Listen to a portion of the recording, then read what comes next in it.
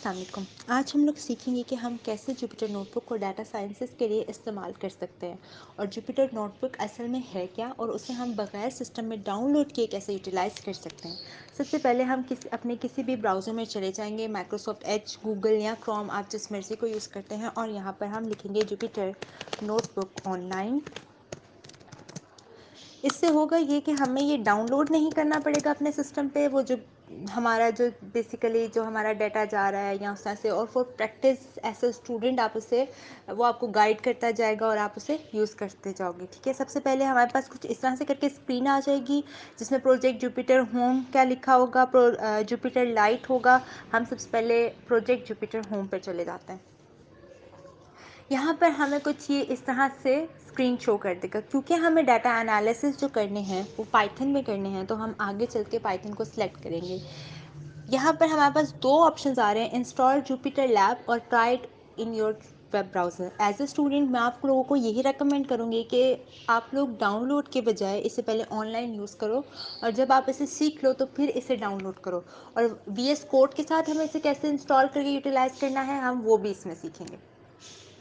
तो हम इसे सबसे पहले try it in your browser में करेंगे, और इसमें वो हमें बता रहा है कि ये एक्सपेरिमेंटल है, इसमें बग्स वगैरह भी हो सकते हैं, कुछ प्रॉब्लम हो सकते हैं, सारा आप लोग अपना डिटेल में पढ़ सकते हो। लेटेस्ट वर्जन आपने पढ़ना है, सबसे पहले ये आ रहा है कि आप लेटेस्ट वर्जन भी यूज़ कर सकते हो। उसके अलावा आप जुपिटर नोटबुक पाइथन के साथ यूज़ कर सकते हो। ये जो सिंबल है it's for Python programming languages, तो मैं मिडिल वाले में सेलेक्ट करूँगी।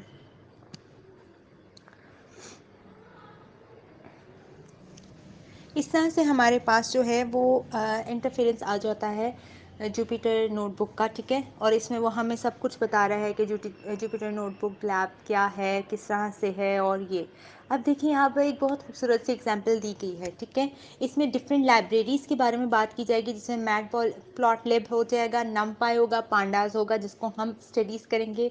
ये सब लाइब्रेरीज़ हैं। अब हम लोग यहाँ से एग्जांपल लेंगे कि हमारे पास कैसे हम लोग लाइब्रेरीज़ को इंस्टॉल करते हैं और लाइब्रेरीज़ क्या काम करती है। सबसे पहले तो आपको ये डाटा एनालिसिस में जब आप काम करोगे तो आप डिफरेंट किस्म की लाइब्रेरीज़ के साथ काम करो। ठीक है, मैटप्लॉटलिब जो होता है वो बेसिकली हम लोग ग्राफ्स बनाने के हमारे पास काम आता है। इसी तरह नमपाई जो होता है वो स्टैटिस्टिकल या मैथमेटिकल, अगर जब हम फिज़िक्स की कोई काम कर रहे हैं तो मैथमेटिक और स्टैटिक्स के साथ नमपाई पे हम डील करते हैं। और जो हमारे पास पांडास होता है उसमें हम फिज़िक्स से रिलेटेड कंपटीशंस करते हैं, वो हम आगे देखेंगे कि वो क्या होता है। ठीक है, अभी आप लोगों को ये देखना है कि जब भी आप लोगों को कोई भी लाइब्रेरी इंपोर्ट करनी है तो आप सबसे पहले स्क्रीन पे इस तरह लिखोगे, import numpy as np, import pandas as pd। जब आपको ग्राफ्स बनाने हैं तब आप सिर्फ numpy लिखोगे, जब आपको मैथमेटिकल काम करना है यानी जैसे कैलकुलेशंस करनी है तो फिर आप पांडास के साथ जाओगे। लाइब्रेरीज में भी हम एक वीडियो बनाएंगे डिटेल, जिसपे आपको प्रॉपर डिटेल के साथ समझाया जाएगा ये क्या है। लेकिन अभी फिल वक्त के लिए हम यहाँ पर ये सीखेंगे कि हमारा ये प्रोग्राम क्या कह रहा है। प्रोग्रामिंग लैंग्वेज में एक बहुत इंपॉर्टेंट कॉन्सेप्ट होता है, दैट इज़ हमारे पास आता है कमेंट्स का। कमेंट्स जो होते हैं वो सबसे ज़्यादा ज़रूरी होते हैं प्रोग्रामिंग लैंग्वेजेस में, क्योंकि जब हम टीम्स में काम कर रहे होते हैं तो हमें ये चीज़ बताना पड़ता है कि इधर अब मैं क्या फंक्शनैलिटी के लिए कोड करूँ। फॉर एग्जांपल अगर आप साइन इन का पेज बना रहे हो तो मैं यहाँ पर लिख सकती हूँ कि दिस इज़ फॉर साइन इन।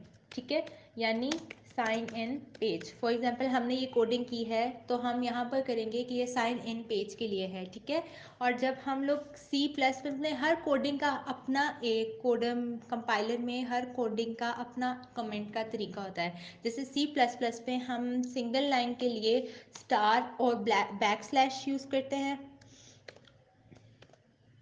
और पाइथन में हम comma, single comma for single line comment और मल्टीपल लाइन कमेंट के लिए यूज़ करते हैं। अगर फॉर एग्जांपल, क्योंकि अभी हमने यहाँ पर पाइथन के लिए फ़ाइल नहीं बनाई है, ठीक है, वो इंशाल्लाह हम अपनी नेक्स्ट वीडियो में सीखेंगे। लेकिन अगर मुझे पाइथन के लिए फ़ाइल बनानी है और मैं पाइथन में इनको बताना चाहती हूँ कि ये मेरा पाइथन का फर्स्ट कोड है, तो let's suppose this is my first Python code.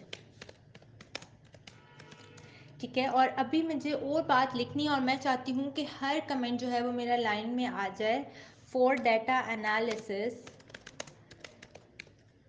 ठीक है, और मैं फिर इसको बंद कर दूंगी। इससे होगा ये कि ये जो हमारा कमेंट है, ये जब हम प्रिंटर पे आगे काम करेंगे, ये इससे जस्ट एन एग्जांपल, ठीक है, जब हम इस पर काम करेंगे तो वो उस लाइन को एग्जीक्यूट नहीं करेगा, और जब मेरा कोड कोई और प्रोग्रामर खोलेगा तो उसके पास वो कमेंट्स आ जाएंगे, जिससे समझ आ जाएगा यहाँ पर ये काम किया गया है, ठीक है। तो दीज आर दी कमेंट्स, और ये बहुत इंपॉर्टेंट होते हैं प्रोग्रामर के लिए।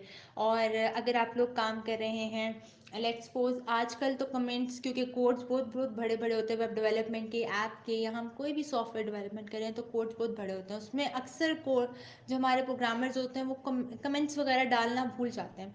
तो उससे ये होता है कि एट दी एंड जब वो अपना कोड किसी को प्रेजेंट करते हैं तो उन्हें खुद भी याद नहीं होता कि कमेंट क्या होता है। इसके लिए हमारे पास चैट जीटीपी का एक बहुत अच्छा फीचर है, जिससे हमारी एक्सटेंशन डाउनलोड हो जाती है जुपिटर नोटबुक के साथ, जिसमें हम ऑटोमेटिकली वहाँ पर कमेंट्स इंसर्ट कर सकते हैं, और आपको बहुत ज़्यादा प्रॉब्लम से आप बच सकते हो। उसके बाद हमारे पास आते हैं एक्स वाई स्केल, और ये अगेन हमारे पास मैथमेटिक्स का काम आ गया है, जिसको हम अगेन इन डिटेल आगे सीखेंगे कि ये क्या है।